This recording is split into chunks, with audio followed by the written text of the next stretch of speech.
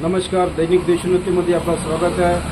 उमरेड विधानसभा क्षेत्रामधील बेरोजगारीचे प्रमाण वाढलेले आहे.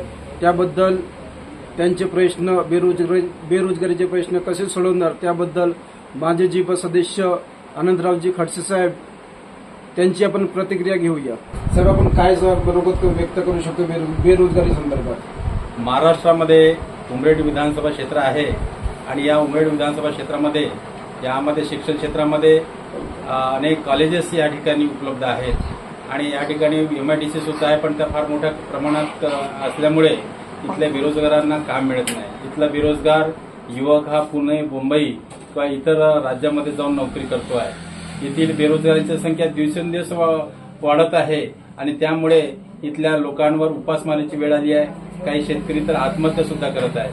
म्हणून शासनाला आमची विनंती आहे, त्या बेरोजगारांना कुई विधानसभा क्षेत्रामध्ये तर कुई असेल, भिवापूर तालुका असेल, उमरेड तालुके असेल, मोठ्या प्रमाणामध्ये कंपन्या आणून बेरोजगारांचा प्रश्न सोडवण्याकरता त्यांची भरती करून त्यांना रोजगार देण्याचं काम केलं तर निश्चितच इथल्या बेरोजगाराचा प्रश्न सुटेल आणि शेतकऱ्या आत्महत्या होण्यासारख्या प्रक्रिया या ठिकाणी थांबतील. माझा प्रश्न असा आहे, सर, आरोग्य विभागामध्ये मोठ्या प्रमाणात नोकरी भरती झाली नाही, पदे रिक्त आहेत, ते कसे पूर्ण होणार? संपूर्ण नागपूर जिल्ह्यामध्ये जिल्हा परिषदेमार्फत जे शिक्षण विभाग आहे, आरोग्य विभाग आहे, सिंचन विभाग आहे आणि महसूल विभाग आहे महाराष्ट्र शासन तहसीलच्या मार्फत, या सर्व विभागामध्ये अनेक पदे रिक्त आहेत. त्यामुळे या विधानसभा उमरेड क्षेत्रामधील सर्व ऑफिसेसमध्ये जे जे रिक्त पदं आहेत त्या ठिकाणी लोकांचे कामं होत नाहीये. अनेक दिवसापासून, अनेक वर्षापासून हे रिक्त पदं असल्यामुळे मुलांचं शिक्षण होत नाहीये. मुलांना 10वी 12वीचे या ठिकाणी निकाल लागलेले आहेत. शाळांना कॉलेजमध्ये प्रवेश प्रक्रिया पूर्ण होत नाहीये आणि त्यामुळे इथं भरती होत नसल्यामुळे शेतकऱ्यांचे, बेरोजगारांचे आणि सामान्य माणसांचे कामं होत नसल्यामुळे इथे अन्याय होत आहे. तो अन्याय दूर करण्याकरता, वाचा फोडण्याकरता आम्ही उमरेड विधानसभा क्षेत्रामध्ये एक कलेक्टरला निवेदन देऊन हा प्रश्न सोडवण्यासाठी निश्चित प्रयत्न करू. प्रसंगी उपोषण सुद्धा या ठिकाणी आम्ही करू. माझा दुसरा प्रश्न असा आहे, सर, की शिक्षण विभागामध्ये सध्या 10वी 12वीमध्ये नुकतेच मुले पास झालेली आहे, त्यांना प्रवेश कसे मिळवून देणार? मोठ्या प्रमाणामध्ये महाराष्ट्र शासन बोर्डाचे निकाल लागलेले आहेत. 10वी 12वीचे मुलं मेरिटमध्ये पास झालेले आहेत. ग्रामीण विभागातल्या या शाळांचे, कॉलेजांचे निकाल हे खूप मोठे चांगले लागलेले आहेत. त्यामुळे इथल्या मुलांना उच्च शिक्षणाकरता नागपूर किंवा मुंबई किंवा पुणे या ठिकाणी जावं लागतं. त्या ठिकाणी ग्रामीण भागातला युवक टिकत नाही. त्याकरता आमच्या ग्रामीण भागामध्ये मोठ्या कॉलेजमध्ये ही जर व्यवस्था झाली,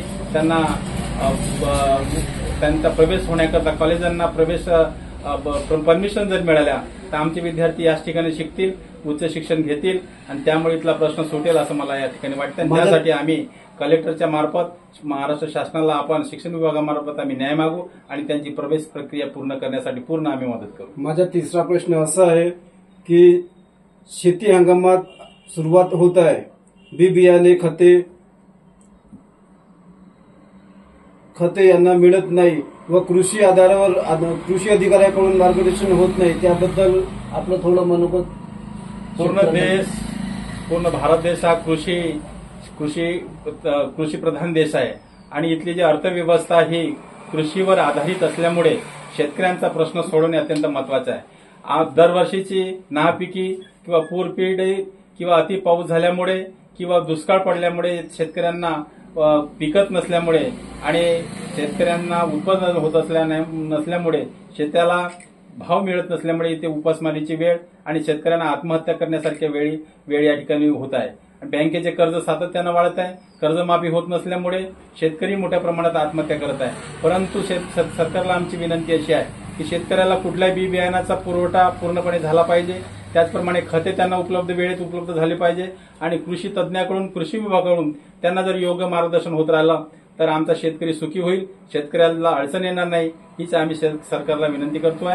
आणि जर हा अन्याय दूर करता आला नाही तर आम्ही माननीय कलेक्टर महोदयांना आम्ही निवेदनाच्या मार्फत, माननीय तहसीलदारामार्फत आम्ही सरकारला कळवून शेतकऱ्यांना बी बियाणे, शेतकऱ्यांना खते, शेतकऱ्यांना योग्य मार्गदर्शन करण्यासाठी आम्ही निश्चित प्रयत्न करू. एवढ्या ठिकाणी आपल्याला सांगतो.